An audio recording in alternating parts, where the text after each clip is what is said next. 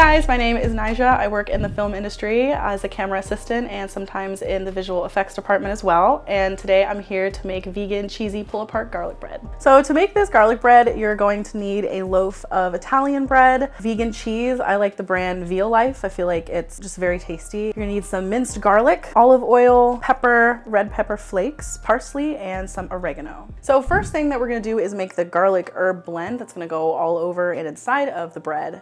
But before that, we're gonna do shots, even though it's 2 p.m. I mean, even though it's a normal time to have shots.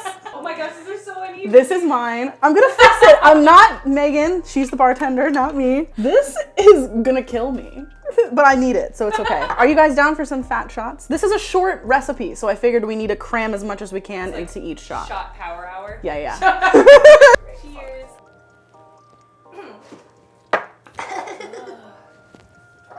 Criminal. Okay, so to be honest, for this garlic herb blend, I don't really have exact measurements. So I would recommend to just feel it out. You might have to end up making a little bit more just because a lot of this is going to go, like I said, in and around the bread once you cut it. And you're also gonna wanna put a little bit more on the top at the very end. So you might have to make more. So just start with a decent amount and feel it out.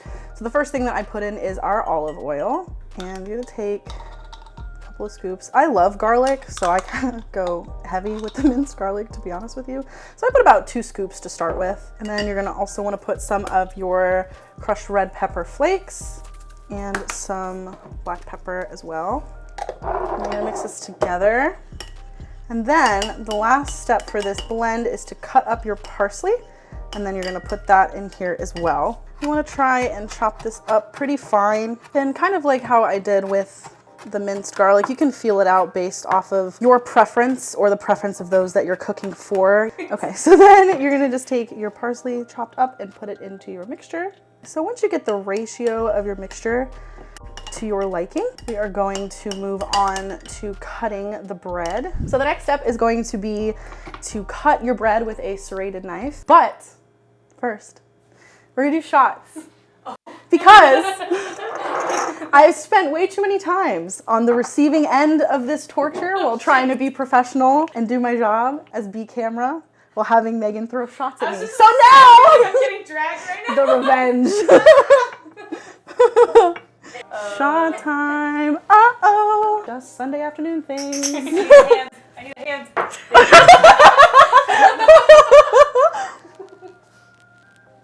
We said supportive. Okay, so now we are going to cut into our bread with a serrated knife. We're gonna make diagonal cuts, and we're gonna start by going on the corner. You wanna go down almost all the way to the bottom, but not all the way, leaving about 1 inch or so. You don't wanna cut all the way through because you want the bread to still stay together in one loaf, but you want it deep enough so that way, once we're done with this, you can easily pull it out. You can make your bread from scratch if you wanna suffer, but... Wow. There she is. So fast. So fast.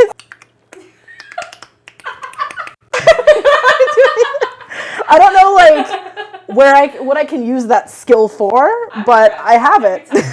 And I gotta do the other side. Okay, so once you cut it all diagonally, like so, it's about how far down it should be going. You're going to do it in the other direction. So it's kind of a diagonal style, like it's like this, right? Dude, what? What's wrong? Oh What? Lance wants an episode. What happened? He has opinions about how you should cut this bread. Yeah, do you want to do it? Big Ben? You got a lot to say? Yeah? Yeah. Okay. I can't pick you up right now. Come here. No. Come on. All right. Okay, all right. Okay. Big annoying boy. I love you. He's like, yeah, I'm calm now. Is he happy now? Oh, yeah. Okay, so once you do it that way, it'll look like this down the inside. And you're going to flip the bread around so you can do it the other way. So you're going to do the same sort of thing. where you cut it all the way through almost to the bottom. Try not to crush your bread like I just did in the process. Okay, so once you are finished cutting your bread, you get your basting brush out and you put your herbal blend inside of each crevice. You want to make sure, and this is probably the part of this easy recipe that's going to take the longest, you just want to open up each part where you cut it and get it everywhere. It's going to get a little messy, but trust me, it will be worth it. You're going to do this all the way down the entire loaf. Actually, I am not even vegan. That's just how good this recipe is. I was gonna make regular, non-vegan, pull-apart cheesy garlic bread for a dinner party that we had the other weekend. But a friend of ours decided to come, and she's vegan. Shout out to Kelly, we love you. And so we were like, well, we have to make stuff vegan. We want her to enjoy this dinner party as well. So we made a whole vegan Italian night, and this was the dish that I chose to bring. And it was just incredible. One of those vegan dishes that's so good that even if that's not, you know, your dietary restriction, it tastes incredible. I've always been a little bit iffy on vegan cheese until I tried this brand in this particular recipe, and it is just so incredible. To summarize, it f***ing slaps. Okay, so once you have finished putting that in every single crevice and it feels like you've got a good amount in there, we're gonna move on to putting our vegan cheese in it. Like I said, Violife, not sure how to pronounce it, is one of, if not the best brands that I've had. We're using mozzarella shreds today. So essentially what you're gonna do with this is the same exact thing that you did with the garlic spread, is you're just gonna put the cheese in every crevice as well, just so every piece that you get out later is just filled with cheesy goodness. Okay, so now that you've got cheese in all of the different spots, you are going to go back with your herbal mixture and brush it over the top. And while you're doing this, or even a little bit before if you want, you can preheat your oven to 375, because once we're done with this and once we put some more cheese on top, it is good to go in the oven. Oh shit, it's gonna be shot time after this. Oh shit. 3 p.m. shot time. Damn, this is like revenge of the Naijah right now. It really is. Okay, so that's looking pretty good. So the last step before we put it in the oven is to just drizzle, you guessed it, more cheese. Drizzle? You're gonna drizzle it? You know what? F it. Drizzle it. Drizzle. So once you drizzle your cheese, you heard it here first, folks. So that looks pretty good.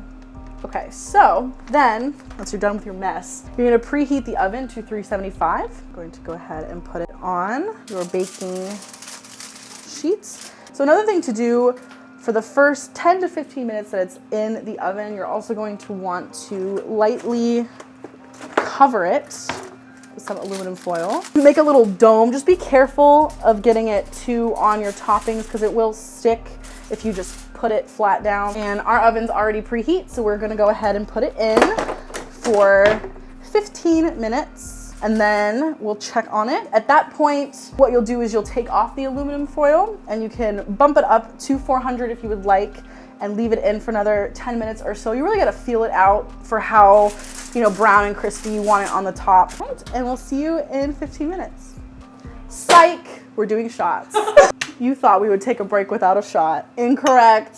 Let's go! Oh, did not that. You want the rest of this from my hand? Okay, so it's been about a half an hour. I put it in with the foil over it for 15 minutes and then I took the foil off and left it in for about another 15. Again, you'll have to just play it by ear to see what works best for you. It is vegan cheese, so don't be alarmed if it's in there for 20-30 minutes and the top isn't completely melted. That's just how it is. It's gonna melt a little bit differently than regular cheese, but the inside cheese is going to be melted even if the top bits are still shreds. So now we have our finished product. I just garnished it with some more red pepper flakes and some chopped up oregano. You're gonna wanna let it cool for a little bit because obviously ripping into it is gonna hurt because it is boiling. Ow. Can I use a fork? Actually, it really hurts my fingers. Do whatever you want. I'm gonna use a fork. All right, so now we are going to try it with a fork because it's too hot to use fingers right now. Oh, look at that cheese. Ooh. Yes. Oh, big bite. Yes. The cheese is so gooey and it just melted to perfection. The parsley is lovely. You can taste a little bit of that, but like a slight, very slight hint of spice from the red pepper flakes, but Not overpowering at all. Great side dish in my opinion. Ooh, that's so good. That's exactly what you said. I like the little hint of little spice. That's really good. Mmm.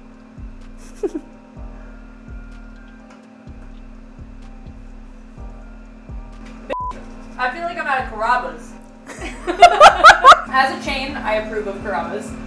This is really good. It's a perfect amount of just slight heat from those restaurants, which I honestly I kind of feel they're necessary because it's cheese and garlic bread. Like you need something in there. Like gotta break it up somehow. Yeah, exactly. Big bite. Big. Oh damn! All right, tell them how you really feel. Okay, so that's done. That was our vegan pull-apart cheesy garlic bread, and I think to celebrate, we should do one more round of shots. Little babies. Is that good? How y'all feel about that? That's fine. I feel fine. Valid? I approve. It's valid. Valid.